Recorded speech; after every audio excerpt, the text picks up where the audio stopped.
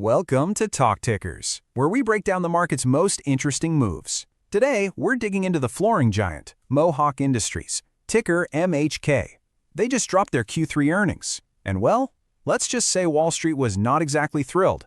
So let's get right into it. This right here, this is a number that tells the story. After Mohawk's management got off their earnings call, the stock just got absolutely hammered, dropping almost 7% in a single day. So what on earth happened? How could the market react so badly? Because, when you first look at the headline numbers, that big drop doesn't really add up. It's the classic iceberg situation, right? Everything looks pretty decent on the surface, but there was a serious warning hiding just below the water that sent investors scrambling. Okay, let's start with the results themselves. On paper, Mohawk actually delivered a beat. But as we're about to see, it was the kind of beat that just wasn't good enough for a market that's clearly on edge. All right, let's get into the weeds here, because this is where it gets interesting. Take a look at the top line. Revenue came in at about $2.8 billion, which sailed right past what analysts were expecting. That's a clear win.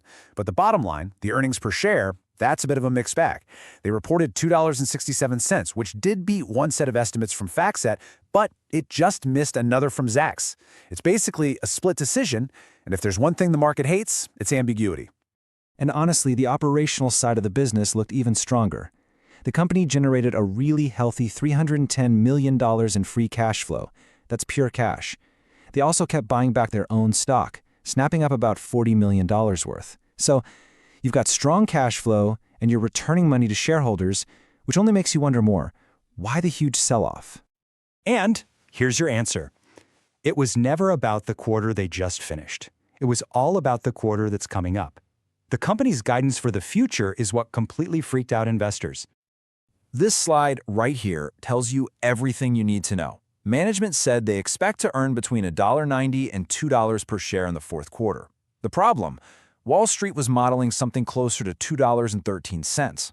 That isn't just a little miss. That's a pretty big warning shot. It signals that the challenges Mohawk is facing are not going away anytime soon. And for a company like this, the future is everything.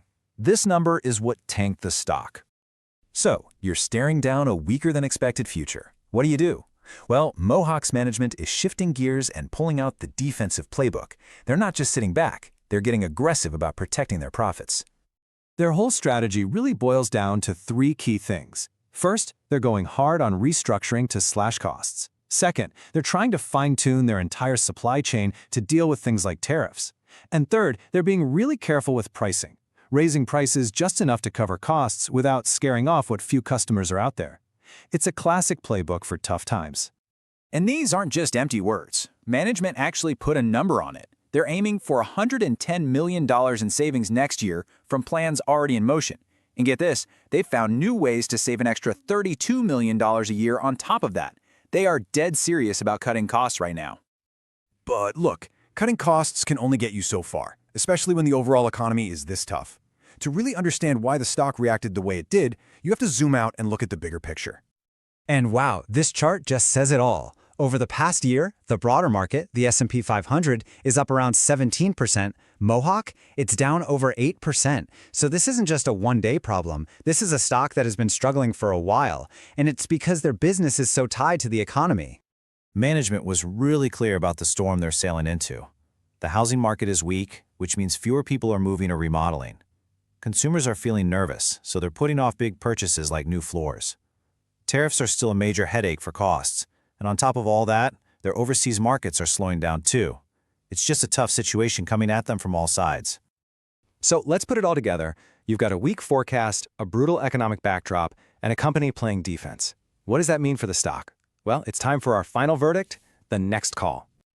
This is the big question every investor is asking themselves after a call like that.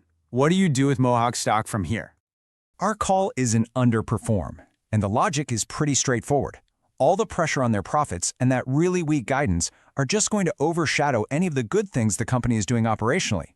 Until we see a real, obvious turnaround in the housing market, it's just tough to see what's going to make this stock go up. So our prediction, they'll probably hit their new lower Q4 target, but we expect the stock to stay under pressure until the whole economic story gets better. And as always, this is not financial advice.